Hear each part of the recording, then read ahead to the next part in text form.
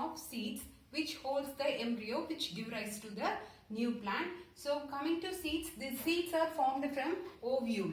Ovule forms the seeds, whereas ovary forms the fruit.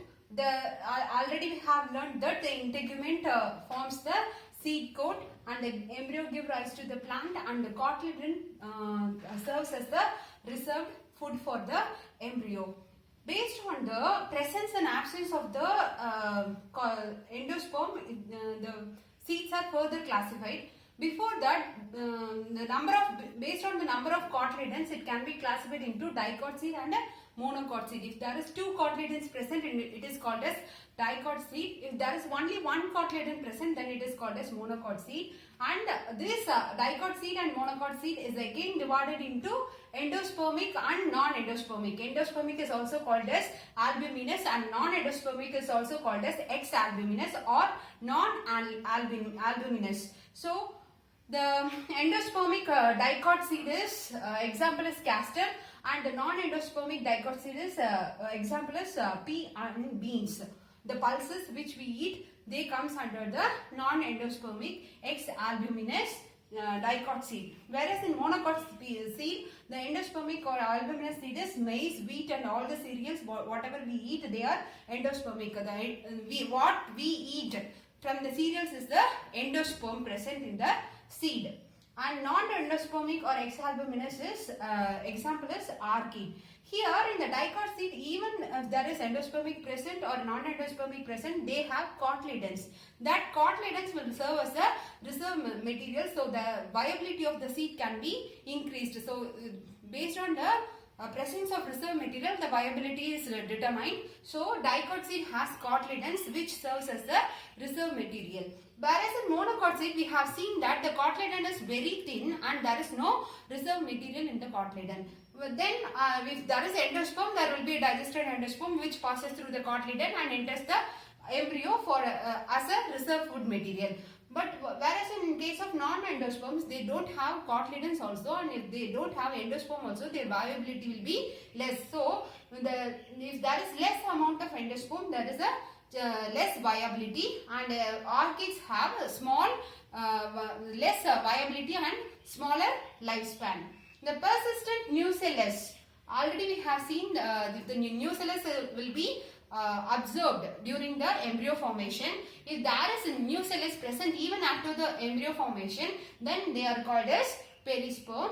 And this micropyle, the micropyle acts as the transport agent for the oxygen and water. Through the micropyle only, the oxygen and water will enter and exit the seed. So micropyle serves as a agent for transportation of oxygen and water. Coming to, when we are learning about the seeds, we have to learn about the dormancy or inactivity. Dormancy period is the on maturation the seeds dries up, and the metabolic activity of the seed slows down. So that state is called as dormancy. When they reaches a unfavorable condition where there is more amount of oxygen supply and water supply, they will germinate and they will come out of the dormancy period. Lupinus arcticus is the plant which is excavated in Arctic region that lived as for 10,000 years of dormancy. After 10,000 years, it germinated and flowered. So it is the it is a known seed which has undergone a dormancy period of 10,000 years. It is excavated in the Arctic region. Whereas Phoenix dactylifera, which is a date palm, it has lived for 2000 years. The viability is for 2000 years. It has lived in a dormancy period, and it is excavated during archaeological excavation at King Herod's palace near Dead Sea. So the Lupinus arcticus and Phoenix dactylifera is a known seed that has a dormancy period of more than 2000 years. So this is with about the seeds. Next we will move on to fruits. We have seen the seeds. Now we are going to see the fruits. Fruits are the fertilized ovary. The whole part of the ovary gets fertilized into fruits, and based on the number of ovaries, the fruits can be divided into three types. That is simple fruits, aggregate fruits, and composite fruits. If the single ovary of single flower develops into a fruits, then it is called a simple fruit. Multiple pistils of a single flower, develops into a fruit, then it is called as aggregate fruits. And if the complete inflorescence turns into a fruit, then it is called as composite fruits. Again, how the fruits is formed, the fruits can be divided into false fruit, true fruits, and parthenocarpic fruits. This we have discussed in 11th standard itself. In the morphology of flowering plants, the false fruit is nothing but when the fruit is formed with the ovary, the thalamus also contributes for the formation of fruits. The thalamus also get infused into the fruit, then it is called as false fruit. The example is strawberry, cashew, and apple. Whereas in true fruits, only the ovary develops into the fruits. Now, there is no contribution from thalamus or any other floral part. Only the ovary develops into the true fruits. Except strawberry, cashew, and apple, moreover, all the fruits are true fruits where they develop from the ovary. Parthenocarpic fruits is another one variety in which the fruits are formed without fertilization. There will be no fertilization, where there is no gamete fusion or anything. Without fertilization, the ovary develops into the fruit, then it is called as parthenocarpic. And naturally occurring parthenocarpic fruit is banana. In banana, you can't see any seed. Only after fertilization, only the embryo forms and the seeds forms. But here there is no fertilization. So without fertilization, the fruit is formed, and that is called as parthenocarpic, and the natural parthenocarpic is banana. Then how it propagates without the seed formation, how banana is propagating, because it is a natural event.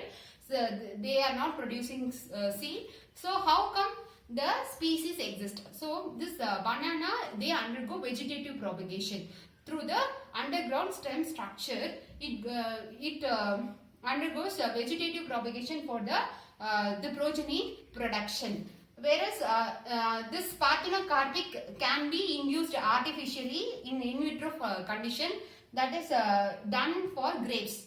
So here in parthenocarpic, it is done without fertilization. There will be no seeds. So the artificially formed grapes, artificially induced parthenocarpic grapes are seedless grapes. Now more variety of seedless fruits are formed by the parthenocarpic process. And coming to apomixis and polyembryony, apomixis we have already discussed in the asexual reproduction of plants, in which integuments, nucellus, and the megaspore mother cell develops into a fruits without fertilization, and that process is called as agamospermy, that we have discussed already in the asexual reproduction. And coming to polyembryony, the name itself says polyembryony. So it is the presence of more than one embryo in a seed, that is called as polyembryony. With this we will move on. We have seen fertilization and seed formation. Now we are going to see artificial hybridization. How the natural process of fertilization is made artificially for making a desired quality of plants. So artificial hybridization is to improve or enhance the quality of plants. If there is two qualities in two different plants of the same species, it can be crossed and form a new variety of plant having both the qualities. So artificial hybridization is also cross pollination, and here this technique is used for plant breeding, that is the crossing of plants. As I already told, if there is two desirable qualities in two different plants of the same species, then it can be crossed over to acquire the desired plant variety. This plant breeding undergoes 7 steps. We will discuss the 7 steps now. First step is the selection of plants, in which the plants are selected manually. So the quality of the plant is studied and the two desired plants are selected manually. And the second step is emasculation. Masculinity, it means male quality. So emasculation means removal of the male sex organ. That is, anther is going to be removed. That is called as emasculation. Emasculation is the process of removal of anther. This process of removal of anther can be done based on the size of the flower. If the flower is big, then this anther will be protruding out, and that can be removed manually just by cutting it. But if the flower is small, it cannot be done manually. So we need suction pump to remove the anther. And if the flower has a protruded anther, if they have a protruded anther, we can just bend the flower inside a hot ethanol so that the anther will get dipped into the hot ethanol and will become sterile. So only the stigma alone is contracted. So the emasculation can be done in three methods based on the size of the flower. If the flower is big, it is done manually. If the flower is small, then it is done through suction pump.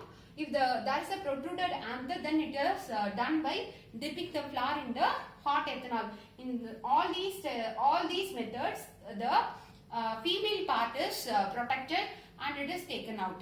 This emasculation has to be done only for bisexual flowers.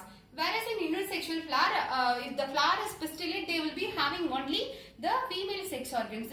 So there is no need for emasculation. So only in the bisexual flower we go for emasculation, that is a removal of anther. So the plant with the desired quality is taken, and the pistil alone, that is the female sex organ alone, is contracted or isolated. The third step is the bagging. Bagging is the prevention of stigma from foreign pollen. Now we have extracted all the anthers that is present in the bisexual flower. Only the ovary is present. If some other unwanted pollen grain comes and contact the ovary, then the emasculation process will be wasted. So the isolated ovary has to be kept from other foreign pollen grains by bagging, by just bagging this ovary with the bag so that other pollen grain will not come and contact the ovary. On maturity of the ovary, we can dust it with the desired pollen. Now fourth step is the collection of desired pollen.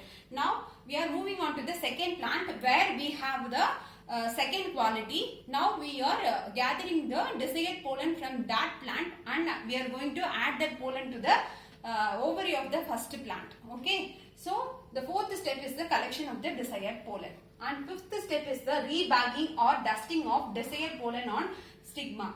As I already said, already we have bagged the ovary and we have prevented it from other foreign pollen grains. Now we have collected the desired pollen grains from the plant, second plant what we have selected. So we are going to dust that pollen grain on the matured ovary of the first plant, which is isolated with the bag.